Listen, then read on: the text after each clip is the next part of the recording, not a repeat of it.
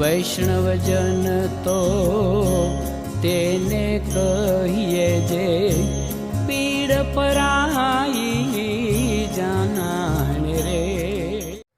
નવજીવન ન્યૂઝમાં તમારું સ્વાગત છે। એક સામાન્ય માણસ જ્યારે સિસ્ટમ સામે લડવા માટે ઊભો થઈ જાય ત્યારે તેની શું હાલત થાય છે અને તેની લડતમાં તેને કયા કયા પ્રકારના સંઘર્ષો વેઠવા પડે છે એની વાત આપણે નર્મદાના જે ગરડેશ્વર તાલુકાના પ્રવીણ ઝા છે તેમનું અકસ્માત થયું હતું 29 ઓગસ્ટના દિવસે અને તેમના હાથમાં ઈજા થઈ હતી। ત્યારબાદ તેમણે એના માટે વળતર માંગ્યું। એના માટે જે જવાબદારો છે તેમની સામે કાર્યવાહીની માંગણી કરી અને તેમણે સરકાર સામે બાથ ભીડી હતી।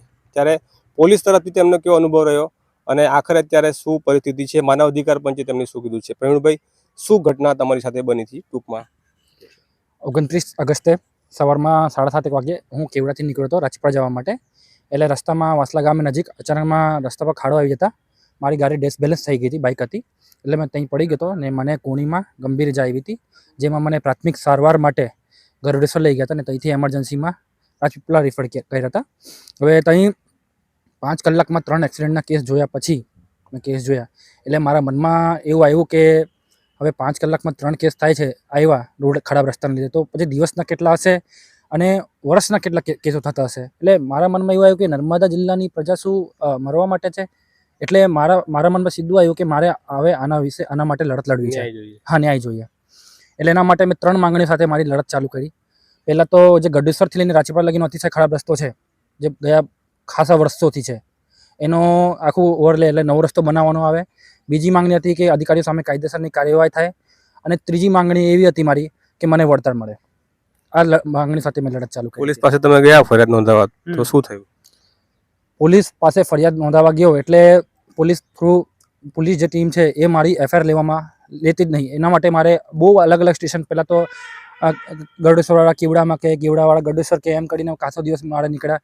છેલ્લે 111 દિવસની લડત પછી જ્યારે મને કોઈ જગ્યાથી એફઆઈઆર લેવામાં નહીં આવી, એસપી ઓફિસ કચેરી લગીને મેં રજૂઆત કરી નર્મદાની મેડમને પણ પર્સનલી મળ્યો મેં એના માટે, તો એ મારી એફઆઈઆર લેવામાં નહીં આવી।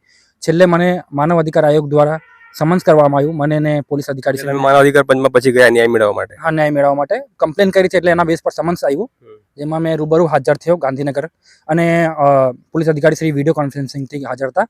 એટલે એમાં જે છે પંચ સાહેબ એમનો નિર્ણય આપ્યો કે જે 111 દિવસથી જે નર્મદા પોલીસ દ્વારા મારી એફઆઈઆર લેવામાં નહીં આવતી એ એવું લાગે છે કે એક નેશનલ હાઈવે ઓથોરિટીનો બચાવવાનો એક પ્રયાસ છે, એવું ફલિત થાય છે કે એક છોકરાનું ગંભીર ઇજાના કેસમાં તમે 111 દિવસ લગીને એનો એફઆઈઆર નથી લીધી, બરાબર?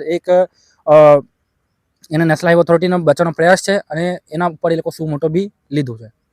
શું પોલીસ અધિકારીને ઠપકો પણ આપ્યો છે? હા, બિલકુલ બહુ સ્ટ્રિક્ટ હતા અને બહુ જ હવે પબ્લિકલી મારાથી ના કહેવાય પણ બહુ જ સ્ટ્રિક્ટલી એમને કીધું કે જે તમારું આ વલણ છે એ યોગ્ય નથી, કે એક માણસને માનવ અધિકાર આયોગ લગીને આવવું પડે આખું એટલા દિવસો પછી। એટલે એની થોડુંક એમને સાવચેતી આપી કે આવું બીજી વખત ના થવી જોઈએ અને એમને નિર્દેશ આપ્યો કે તાત્કાલિક જ એમની એફઆઈઆર નોંધવામાં આવે। નોંધાઈ ગઈ તમારી એફઆઈઆર? હા, કાલે 18 તારીખે મારી એફઆઈઆર નોંધવામાં આવી છે। તો આ છે એક ઉદાહરણ આપણી સામે કે એક સામાન્ય વ્યક્તિ પણ સિસ્ટમ સામે લડત લડી શકે છે અને એમાં પોતે નૈતિકતાના ધોરણે તે સાચો છે તેવું તે પુરવાર કરી શકે છે।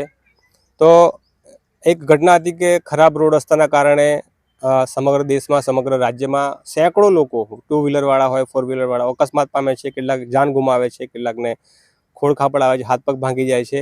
પરંતુ મોટાભાગના લોકો એવું સમજે છે કે આપણા નસીબનો એક ભાગ હશે, આપણા નસીબમાં લખાયું હતું તો આપણી સાથે આ ઘટના બની છે। પરંતુ કેટલાક લોકો એવા પણ હોય છે કે જેવું માને છે કે આપણા નસીબમાં નહોતું પણ આ સિસ્ટમની ભૂલ છે, સિસ્ટમની ખામી છે અને એની સામે આપણે લડત લડવી જોઈએ।